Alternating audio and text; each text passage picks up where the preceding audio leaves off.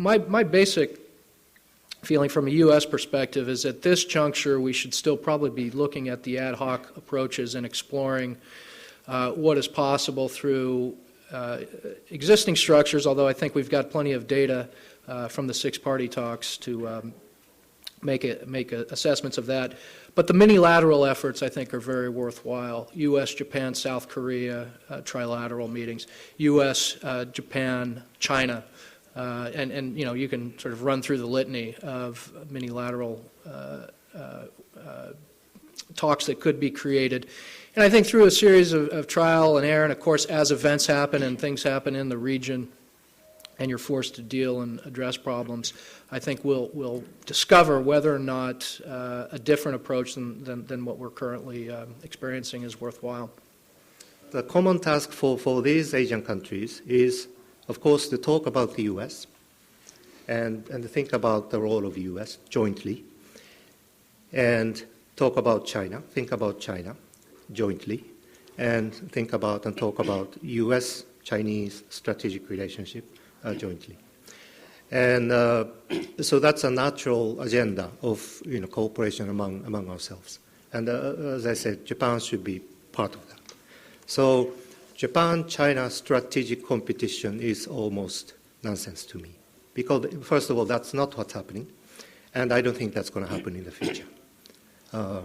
So here is a huge gap between the impression that you get from debates and discourses and statements by Japanese policymakers, politicians, and even academics.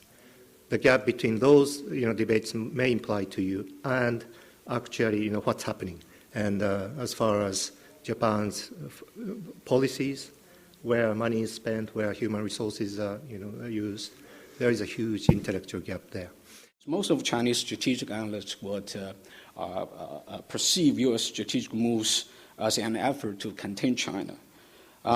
Therefore, ironically, perceived U.S. effort to contain China would add to those who argue that a China-making North Korea, and for that matter, nuclear North Korea, despite all the negative consequences, would help restrain and counterbalance the strategic pressures from the United States, thus reducing the incentives for China to rein in North Korea more aggressively. Therefore, in addition to the differences in approach to addressing the North Korea nuclear challenges, the U.S. returning to Asia has increased the strategic trust between China and the United States, further complicating the security situation on the Korean Peninsula and in the Northeast Asia at large. And I think the security dilemma in Northeast Asia has highlighted the incompatibility between the U.S.-led alliances system and any multilateral security architecture we might envision. It's really difficult to envision a fully functioning regional architecture absent some working answer to the North Korea question, because institutions in Northeast Asia remain underdeveloped largely because, security institutions that is, remain largely underdeveloped because of this outstanding North Korea question and a lack of shared strategic vision for the future of the Korean Peninsula. So even while Northeast Asia may outperform other regions economically, it lags behind in terms of security architecture because North Korea is such a source of distrust. And it's not just a source of distrust in that North Korea and its neighbors don't trust each other. North Korea doesn't trust its neighbors don't trust North Korea. But because North Korea causes trust problems among the other important players in Northeast Asian security.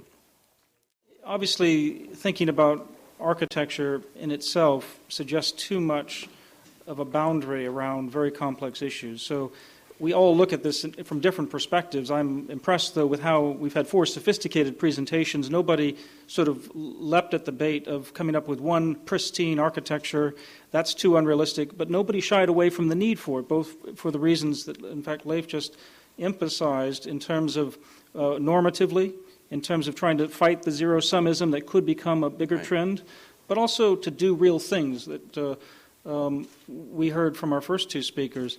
And I'm very much in this pragmatic camp of wanting to do real things rather than create an architecture and say, wow, we've got a great architecture. We had this discussion yesterday with the Southeast Asian on ASEAN, and the aim is not to create just lots of institutions, but it's actually to get things done, whether it's normatively or whether it's dealing with real issues.